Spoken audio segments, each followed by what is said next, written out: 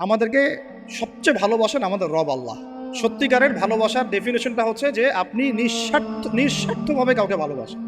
আমাদের আশপাশে যারা আছে, যারা হালাল, ইভেন হালাল, আমার মা, আমার বোন, আমার বাবা, আমার স্ত্রী, আমার ছেলে, আমার মেয়ে, এদেরও যদি কখনো স্বার্থে আঘাত পড়ে, দেখবেন সেও আপনার পাশ থেকে সরে যাচ্ছে। এমন হয়নি কখনো? আপনার বন্ধু, আপনার ব্যবসার পার্টনার, আপনার বস, আপনার কলিগ, ওদের স্বার্থে আঘাত হলে ওরাও সরে যাচ্ছে পাশ থেকে, জিগরি দোষ সরে গেল পাশ থেকে, হয় না এমন? ভালোবাসা দুই প্রকার। বলেন কয় প্রকার? আমার সাথে বলেন, এখানে শেষ করে দিব 10টা মিনিট। ভালোবাসা কয় প্রকার? একটা হচ্ছে নিঃস্বার্থ ভালোবাসা। কি স্বার্থ? কোনো স্বার্থ নাই, নিঃস্বার্থভাবে ভালোবাসা। একটা হচ্ছে কোনো না কোনো স্বার্থ জড়িত আছে এমন ভালোবাসা। আপনার স্ত্রীর চাহিদাও যদি আপনি পূরণ করতে ব্যর্থ হন, দেখবেন স্ত্রীর সাথে আপনার গন্ডগোল লেগে যাচ্ছে, যদিও সে হালাল বৈধ। তাই না? এমন হয় না অনেক সময়? আমি তো অনেকদিন বলেছি, অনেকদিন আগেও বলেছি, 5 বছর 6 বছর আগে, যে মানুষ আসলেই মানুষের অবস্থানকে মূল্যায়ন করে। ভিতর থেকে মানুষকে শুধু মূল্যায়ন করে আল্লাহ রাব্বুল আলামিন। না হলে কি হতো? এই যে এত অন্যায় আমরা করেছি, আল্লাহ পাক কি আমাদেরকে ছেড়ে দিয়েছেন, ফেলে দিয়েছেন, গজবে ধ্বংস করে দিয়েছেন? এই যে আল্লাহ পাক যে আমাদেরকে মহব্বত করেন, ভালোবাসেন, তার প্রমাণ এগুলো। আল্লাহ পাক চান যে আমরা যেন ফিরে আসি। আল্লাহ পাক বলছেন, সারা দুনিয়ার সমান গুনাহও যদি সে করে ফেলে, আসমানের সমানও গুনাহ করে ফেলে, খালি তওবা করে ফিরে আল্লাহকে বলবে, আস্তাগফিরুল্লাহাল্লাযী লা ইলাহা ইল্লা হুয়াল হাইয়ুল কাইয়্যুম ওয়া আতুবু ইলাইহি। আল্লাহ পাক বলছেন, খালেস তওবা করলে গুনাহ তো মাফ করে দিবই, আগের গুনাহগুলোকে নেকি দিয়ে পরিবর্তন করে দিব। না ভালোবাসা না? আল্লাহ পাক সৃষ্টি করেছেন আমাদেরকে ভালোবেসে। কোরআন খোলেন, সূরা সদ পড়েন। সূরা সদের মধ্যে দেখবেন আল্লাহ বলছেন, খালাকতু বিয়াদি মা মানাআকা আল্লা তাসজুদা, খালাকতু বিয়াদাই, মানে তুমি ইবলিস কেন তাকে সিজদা করলা না যাকে আমি নিজ হাতে সৃষ্টি করেছি? এটা মহব্বতের বহিঃপ্রকাশ না? আল্লাহ আমাদেরকে নিজ হাতে সৃষ্টি করেছেন। আল্লাহ পাকের হাত কেমন এটা আমরা ব্যাখ্যা করতে যাব না। এর হাতের অর্থ কি সেটাও ব্যাখ্যা করার, তাহবিল করার দরকার নাই। কোরআনে আসছে যেভাবে সেভাবে আমরা ঈমান রাখবো, ঠিক আছে ভাই? এখানে আবার অনেকে অনেক তালগোল পাকায় ফেলে এবং বিভ্রান্ত হয়ে যায়, এদিকে যাওয়ার দরকার নেই। এখানে বোঝানো হচ্ছে আল্লাহ রাব্বুল আলামিন আমাদেরকে মহব্বত করে সৃষ্টি করেছে। এই পুরো সৃষ্টি জগৎটাই তো আল্লাহর মহব্বতের বহিঃপ্রকাশ। সবকিছু এত নিপুণভাবে চলতেছে, এটা মহব্বতের বহিঃপ্রকাশ না? আমি আপনাদেরকে নিয়ে যদি কোনোদিন কক্সবাজারের সৈকতে তারা দেখাতে পারতাম, তাহলে আমি বুঝাইতে পারতাম আপনাদেরকে যে এই মহাবিশ্বটা ঠিকই আছে কীভাবে। তারার মধ্যে একটা গাণিতিক ক্যালকুলেশন আছে যেটা সবাই জানে না। যারা একটু অ্যাস্ট্রোনমি নিয়ে পড়াশোনা করেছে তারা জানে। আপনার মানে মাথার বিবেকই উল্টায় যাবে যে এত সূক্ষ্মভাবে কিভাবে আল্লাহ রাব্বুল আলামিন এই মহাবিশ্ব সৃষ্টি করলেন।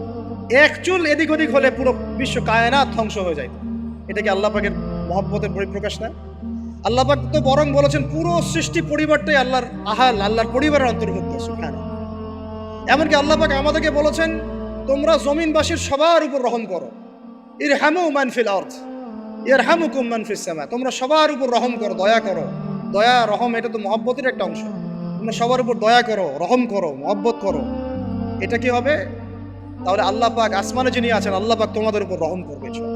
আমরা সেই মহান সত্তার ভালোবাসার থেকে বের হয়ে হারাম এই যৌন ভালোবাসার দিকে যাওয়ার চেষ্টা করছি। আসলে এটা ভালোবাসা না, যৌনতা, এর দিকে যাওয়ার জন্য এইসব করছি। আল্লাহ পাক আমাদেরকে মাফ করে যেন হেদায়েত দান করেন। আল্লাহ পাক কত ভালোবাসেন এটা নিয়ে বলতে গেলে আজকে রাত শেষ হবে। দেখেন, আল্লাহ রাব্বুল আলামিন আদম আলাইহিস সালামকে সৃষ্টি করেছেন, করে সমস্ত নাম শিক্ষা দিয়েছেন। নাম মানে হলো ইলম। নাম মানে কি? ভালো না বাসলে আল্লাহ পাক কাউকে সবচেয়ে সেরা কিছু দান করেন। সূরা ৩ আল্লাহ পাক কি বলেছেন? ওয়া তিনি ওয়াজ জাইতুন, এগুলো শপথ করে, লাকাদ খালাকনাল ইনসানা ফি আহসানি তাকওয়িম। মানুষকে সবচেয়ে শ্রেষ্ঠ কাঠামো আল্লাহ পাক দিয়েছেন, দেন নাই? কাউকে যদি মহব্বত না করা হয়, তাকে আপনি সবচেয়ে সেরাটা কি দিতে পারবেন? আল্লাহ পাক আমাদেরকে মহব্বত করেন, ভালোবাসেন, এবং আল্লাহ চান আমরাও যেন তাকে মহব্বত করি, তাকে ভালোবাসি। এবং আমরা যদি কাউকে ভালোবাসি, আল্লাহর জন্য ভালোবাসবো। কাউকে ঘৃণা করি, আল্লাহর জন্য ঘৃণা করি। মহব্বতও আল্লাহর জন্য, ঘৃণাও কার জন্য? আল্লাহর জন্য। আল্লাহ পাক সমস্ত ইলম শিক্ষা দিলেন। এটা কি ভালোবাসার বহিঃপ্রকাশ না? নূহ আলাইহিস সালামের কওম দীর্ঘদিন আল্লাহর কথা শুনে না, আল্লাহ পাক সবর করলেন, ধৈর্য ধরলেন, গজব দিলেন না, শেষ পর্যায়ে গিয়ে আযাব দিয়েছেন। এই যে আল্লাহ পাক সুযোগ দেন, সময় দেন, এটা কি আল্লাহ পাকের ভালোবাসা, দয়া না? এরকম প্রত্যেকটা কওমের ক্ষেত্রে হয়েছে।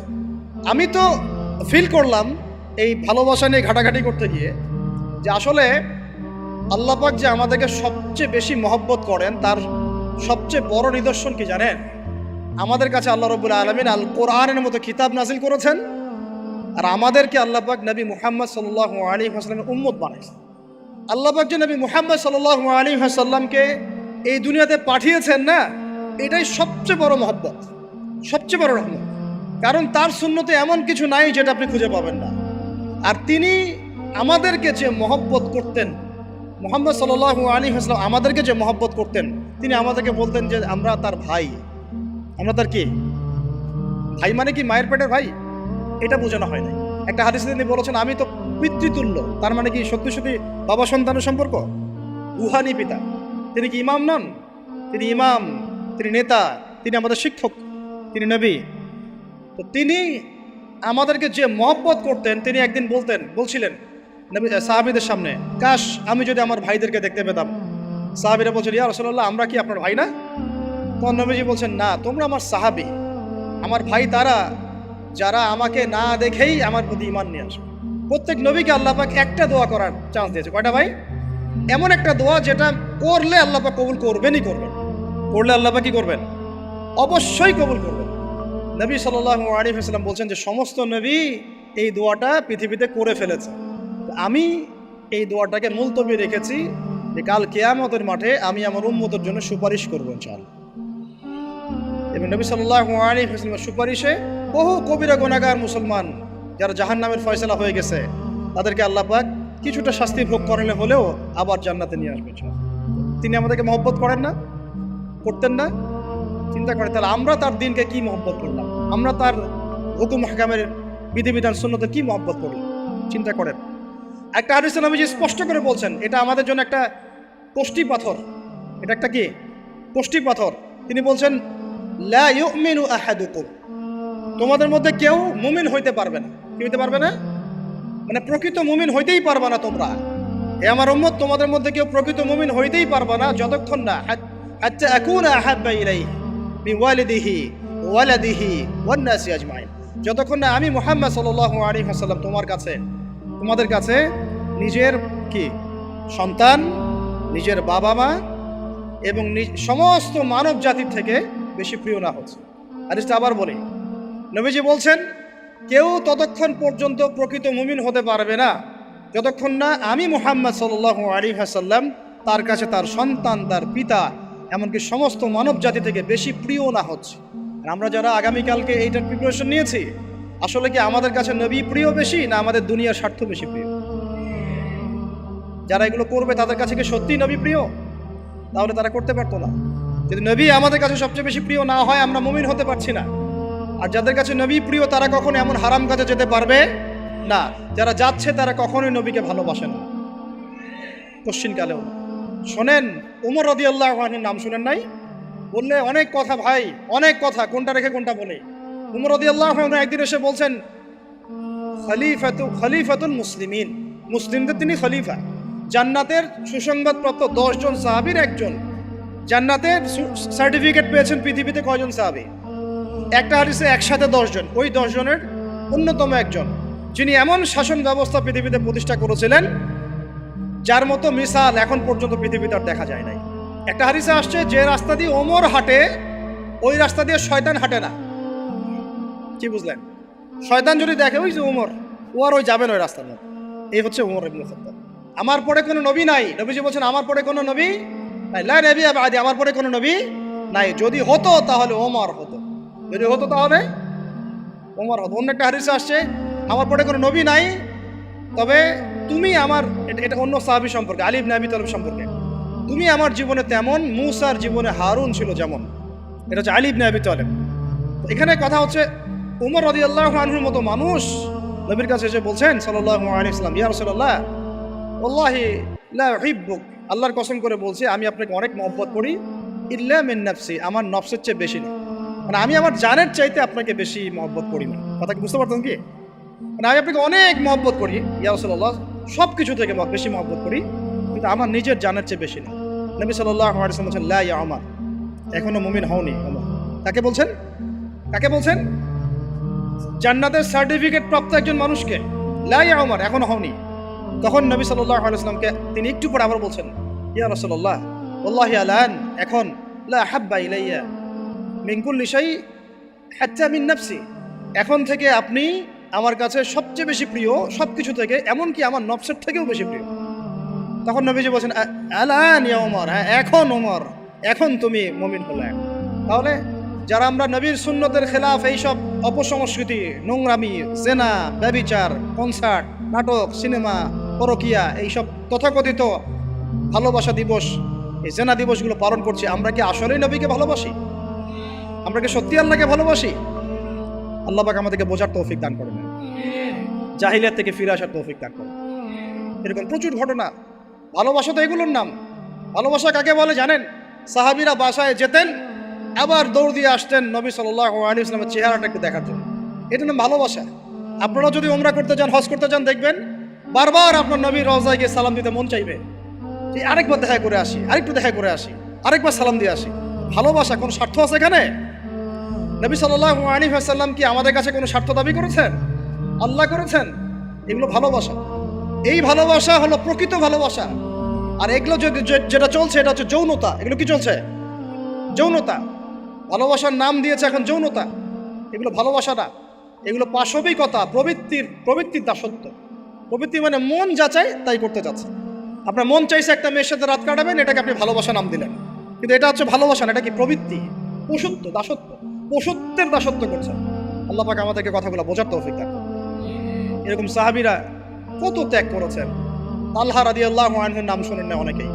নবী সাল্লাল্লাহু আলাইহি ওয়াসাল্লাম উহুদ যুদ্ধের দিন সংকটময় একটা অবস্থায় ছিলেন। তালহা রাদিয়াল্লাহু আনহু একা নবী সাল্লাল্লাহু আলাইহি ওয়াসাল্লামকে ঢাল হিসেবে পিঠ পেতে দিয়ে আসেন, উনার দিকে কোনো তীর যেন আসতে না পারে।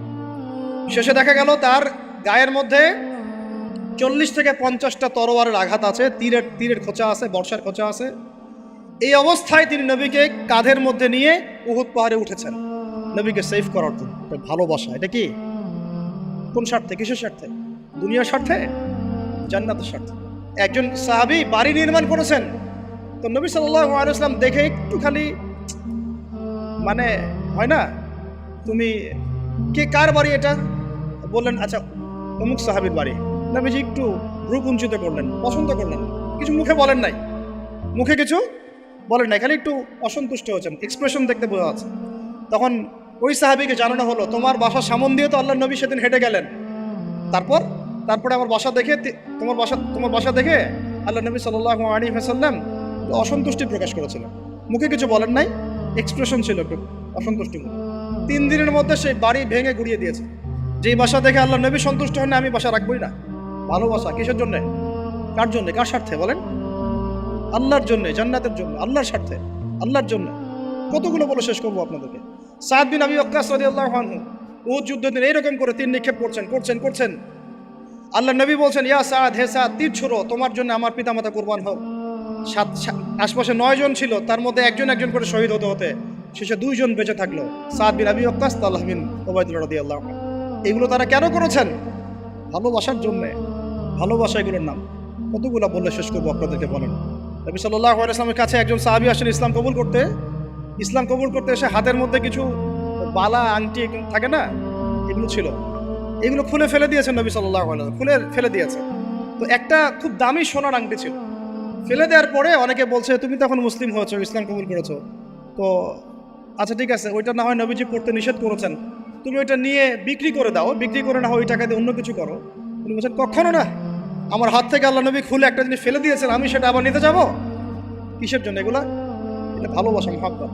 আল্লাহ পাক এটাই কোরআনে বলছেন, কুল, আপনি হে নবী আপনি বলে দিন, ইন কুনতুম তুহিব্বুন আল্লাহ, তোমরা যদি আল্লাহকে মহব্বত করেই থাকো, আল্লাহকে সত্যিকার অর্থে ভালোবেসেই থাকো, ভালোবাসা দাবি করেই থাকো, ফাত্তাবিউনি, তাহলে নবীর আনুগত্য করো, ইউহিব্বুকুমুল্লাহ, তখন আল্লাহ তোমাদেরকে ভালোবাসবে, ওয়া ইয়াগফির লাকুম যুনুবাকুম, তোমাদের সব গুনাহ আল্লাহ মাফ করে দিবেন, আল্লাহু গফুরুর রহিম। এই হলো ভালোবাসা। ভালোবাসা মানে কি?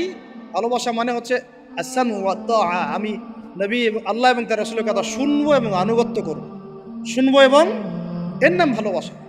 শুনবো, আনুগত্য করবো, তাহলে আমরা কি শুনবো, কি আনুগত্য করবো? আমাদেরকে প্রথমে কোরআন পড়তে হবে, কোরআনের অনুবাদ জানতে হবে, কোরআন অনুযায়ী জীবন করতে হবে, 5 ওয়াক্ত নামাজ পড়বো ইনশাল্লাহ, হালাল খাবো, যাকাত দিব, রমজানের সম রাখবো, নবীর সুন্নাহ অনুযায়ী জীবনযাপন করব, এবং সুন্নাহ বিরোধী, কোরআন বিরোধী, ইসলাম বিরোধী কোনো কাজে আমি লিপ্ত হব। এই তো ভালোবাসা। এই ভালোবাসা যদি বহিঃপ্রকাশ ঘটাতে আমরা ব্যর্থ হই, নিজেও ধ্বংস হব, পরিবারও ধ্বংস হবে, আমাদের পরের প্রজন্ম ধ্বংস হবে, সমাজও ধ্বংস হয়ে যাবে।